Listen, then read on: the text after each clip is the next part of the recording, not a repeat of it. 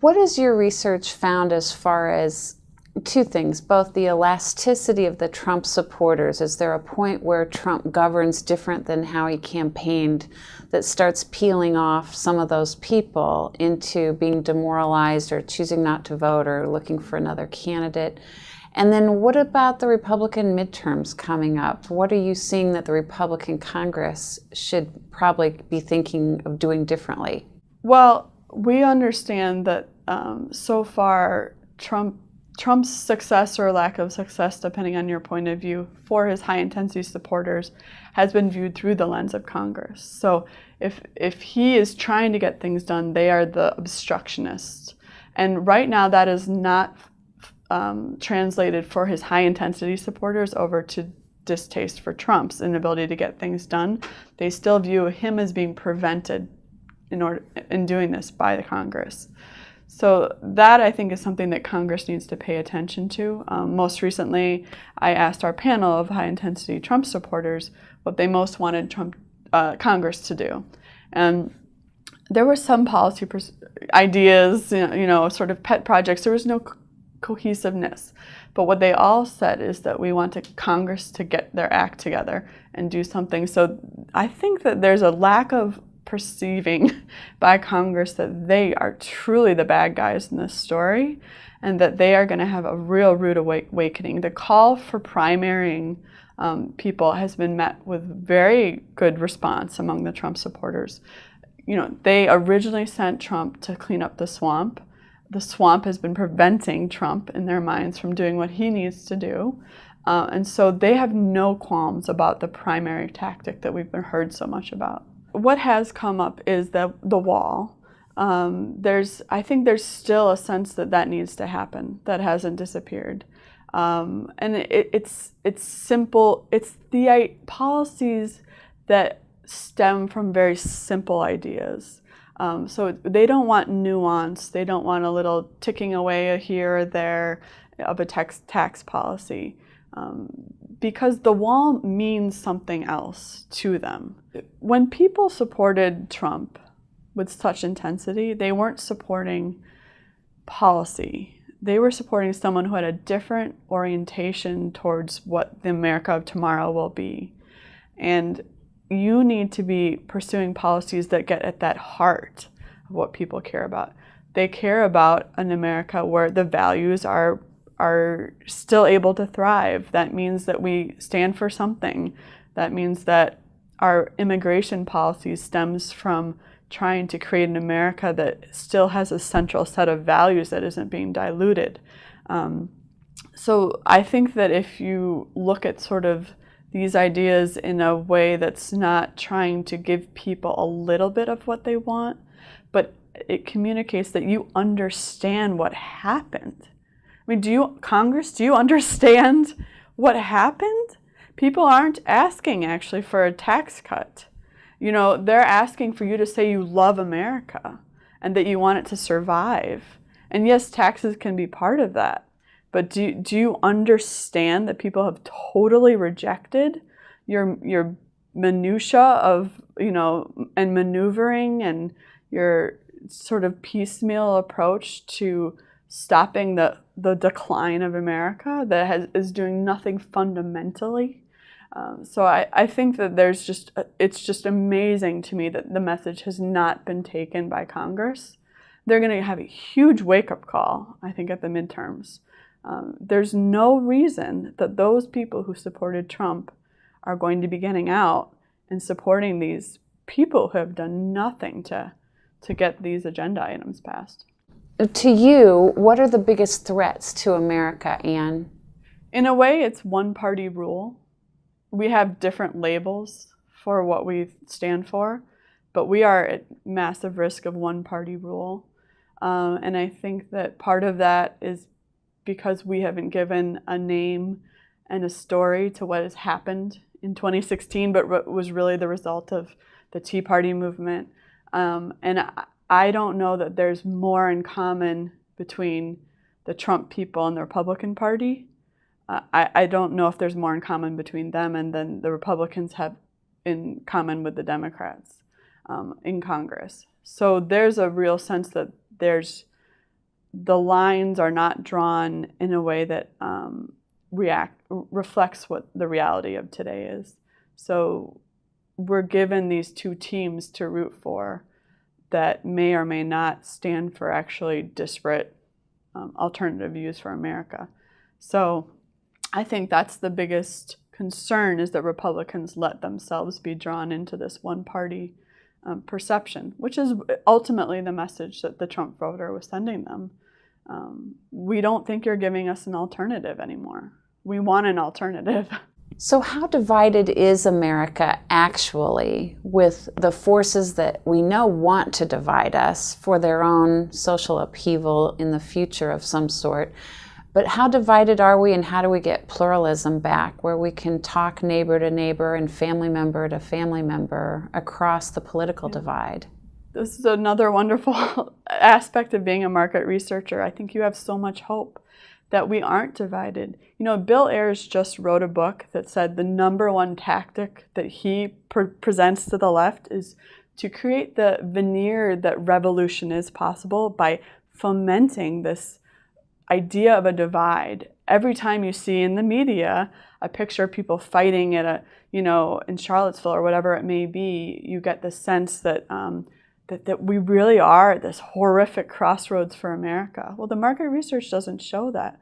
There's wonderful opportunities if we're able to sort of shed those old ways of thinking about policies or issues that explain today, but there's wonderful issues that can unite people. Ultimately, people do believe in self-governance still. They want to be their own rulers, and I see that everywhere, from the inner city hood communities to the homeschool communities. Across the board, we have the American ideals are still strong. We just aren't it's our fault. We're not communicating with them in the right way. To what extent is the media responsible for enforcing and promoting a narrative that the Democrats and the left seem to have given the media? And so the Republicans are playing to that, trying to live through an arbiter that is biased and corrupted. So isn't that part of the problem?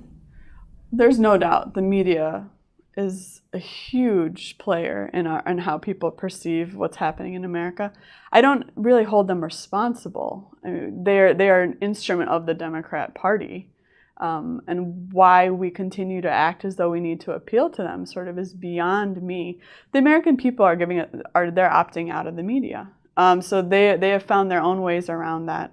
But to continue to give obeisance to the Wall Street Journal, I'm sorry to say, which has totally failed the Trump voter, at least they have failed to provide that alternative anymore. Even that people, I think, see that the media has become a shell of what it used to be. Now, if it goes back to what your particular outlet is, and that reflects your views, the way the newspapers used to be before we had this sort of idea that media could be unbiased, I think that may not be a bad thing. People seek out the media that doesn't offend them, that doesn't conflict with their value set. And so it's an interesting media environment right now. I don't know if people who are inside the bubble understand how much Americans are rejecting that, the mainstream media. All right, you have done interesting research on groups that are at their core radical social upheaval groups, as you call them. So tell us what people should know, or what might be surprising to learn. Most recently, we did a very long-term, in-depth study with Black Lives Matter. And in order to understand that movement, I think you do need to get deep. And you need to understand there's many different types of interaction that people who are involved with the movement have.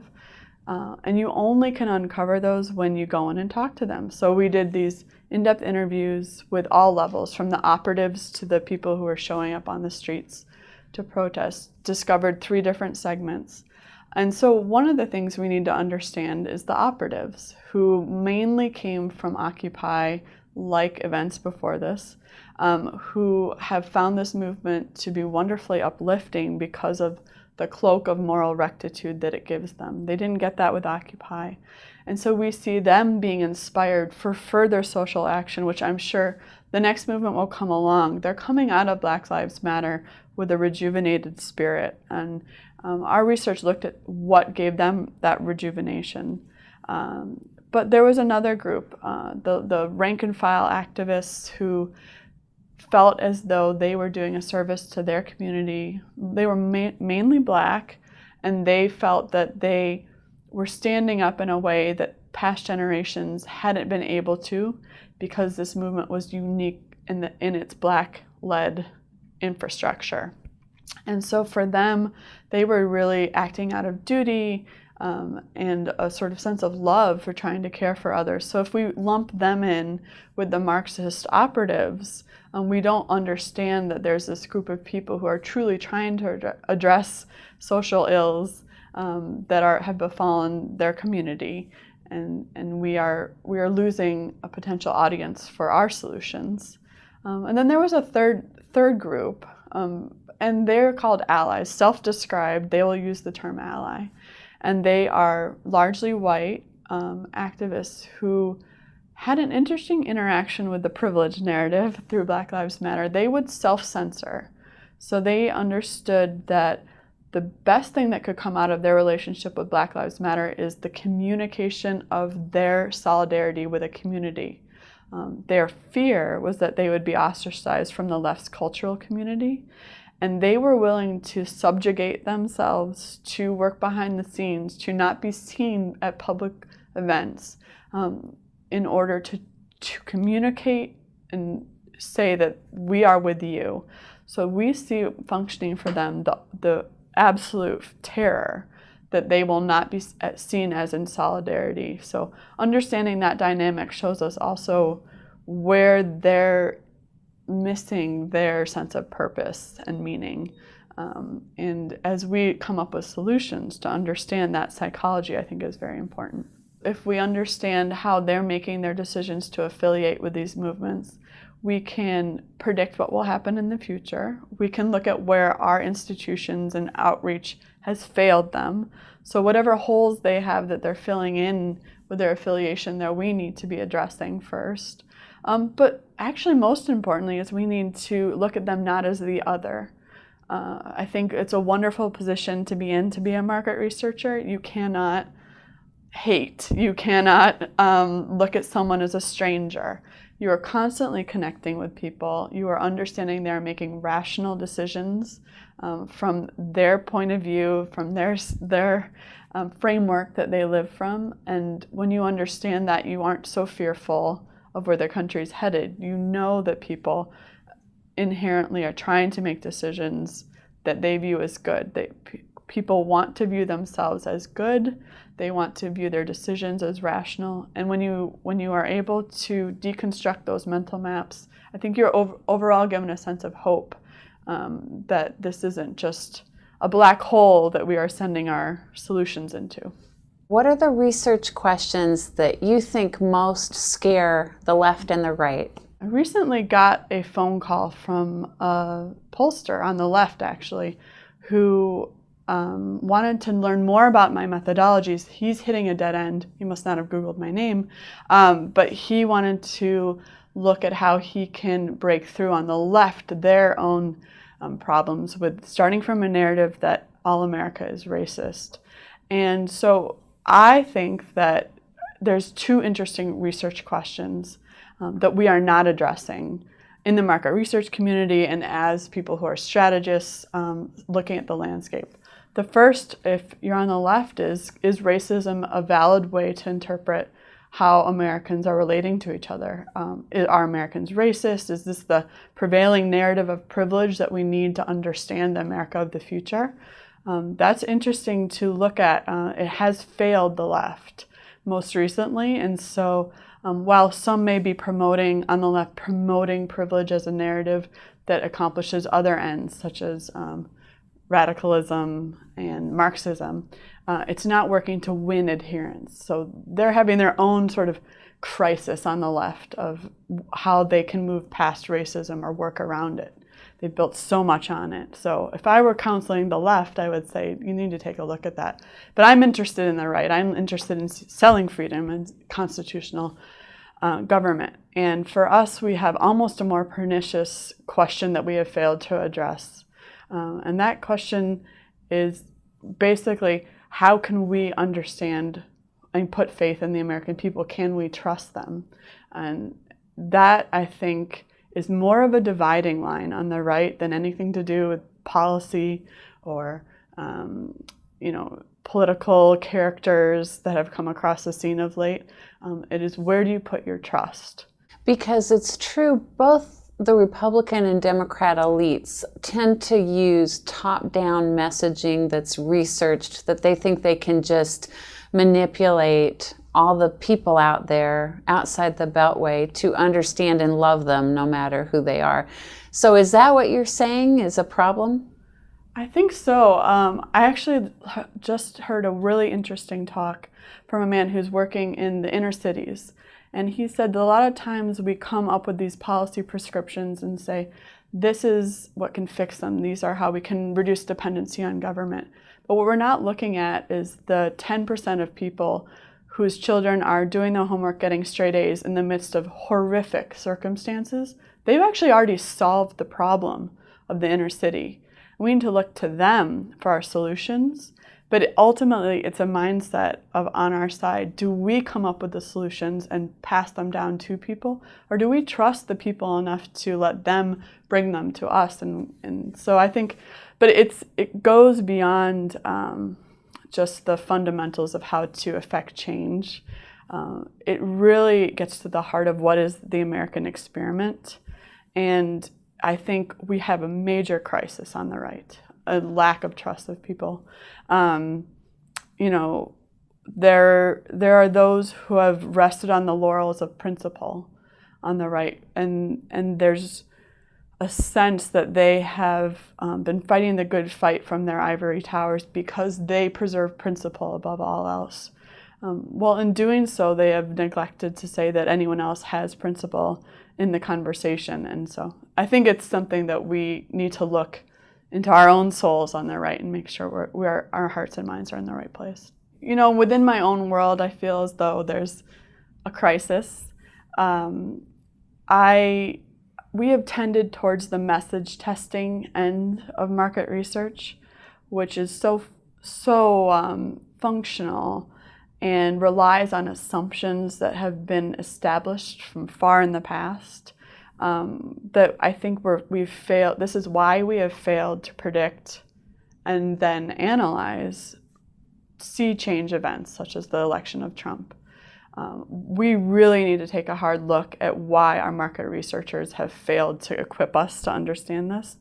So there's a failure of methodology. Many of the polling tactics just do not work given the way people live their lives these days.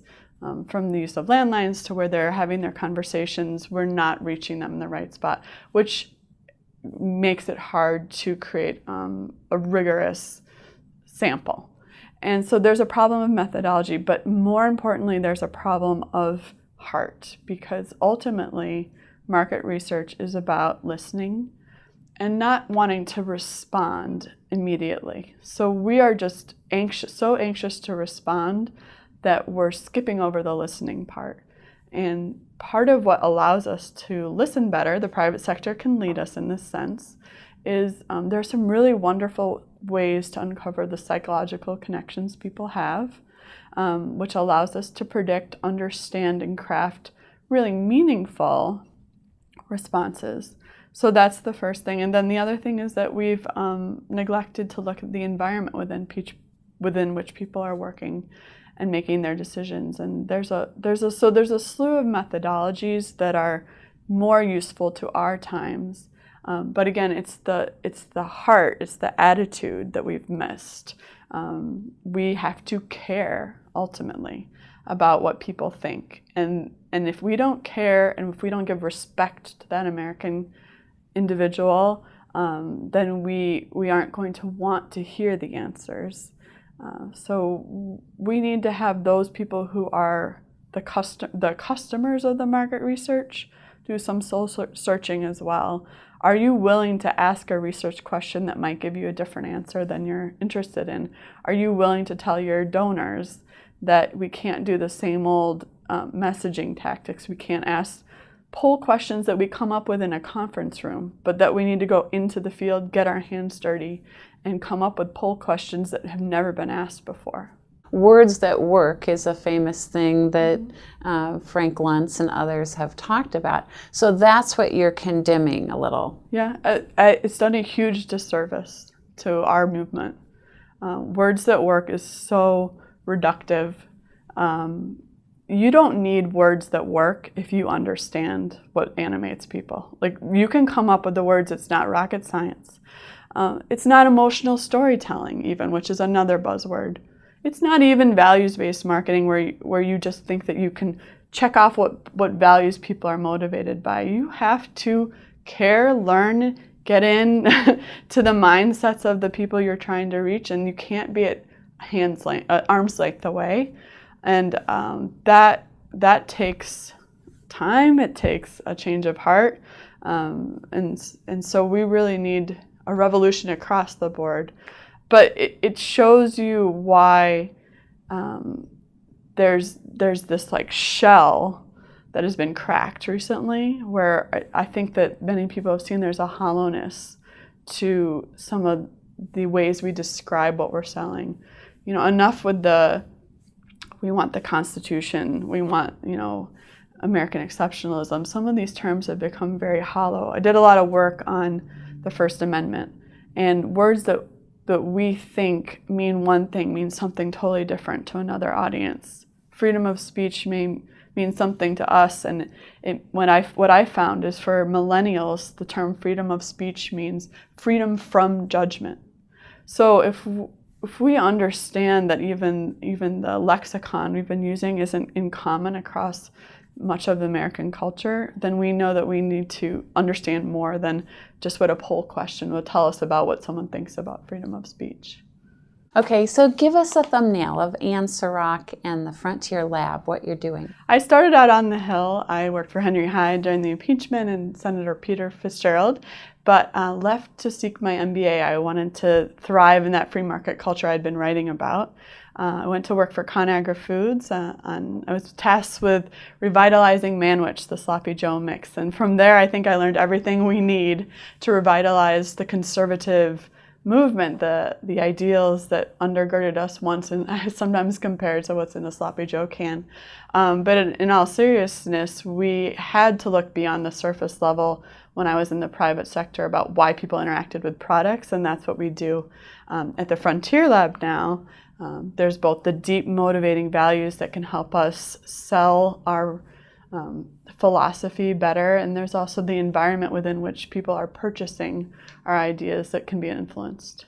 We conduct cutting-edge market research that seeks a little differently to look at what's animating Americans when it comes to the political landscape, the cultural landscape, and what that means that we can predict about the future, everything from what will happen in elections to what will happen to our institutions.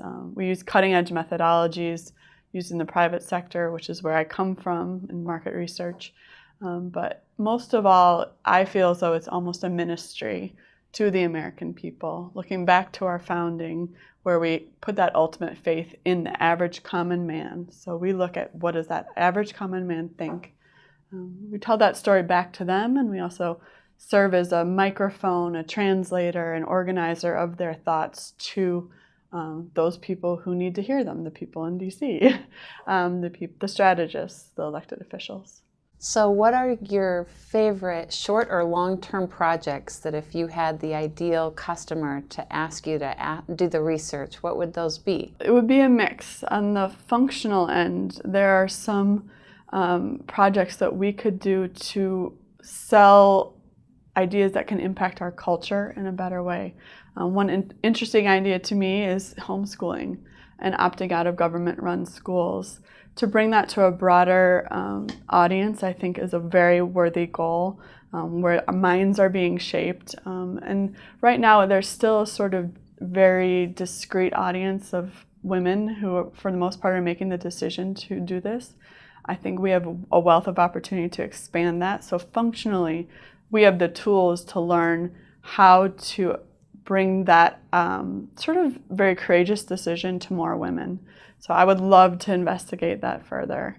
In a more broader sense, I'm still interested in looking at this alt-right phenomenon. We have most of our understanding of the alt-right has been formed through media coverage, largely from the left. Is this something that we need to be very concerned about on the right? What do they stand for? How are they interacting with the Trump movement or not? Does it even exist anymore? I don't think there's a real good handle on that. Long term, I think that we have failed to define the issues that our current political landscape, that define our current political landscape. So I am constantly asked to do projects on the minimum wage or regulations, but I am finding that this is not what's on the minds of the people who are making decisions about how they relate to political brands, to policies. We haven't looked at issues like sovereignty and how that functions in people's minds. Patriotism, and which is a very unifying element across the old divide, the left-right spectrum, which is somewhat tired in its ability to help us understand what's going on in America. But having done studies with union activists, with Black Lives Matter, with Occupy, with the Tea Party, and female Trump supporters, every one of those would say to you, I wish to be perceived as patriotic. From the Occupy activist and the Black Lives Matter to the union protester, and the Tea Party activists. So what is this element of patriotism, and is that a ray of hope for those of us who think there's so much that divides us? So identifying these new issues that can help us define a new spectrum, give a label and a story to those who hold views that support the American experiment, who are wandering around wondering what's next for us, is very important. As a market researcher, I feel it's part of my duty to those people to communicate back to them what I'm hearing, and to help us all develop a terminology so that we can create a conversation between the people and the elected officials and strategists and policymakers that takes place on the plane of what people care about.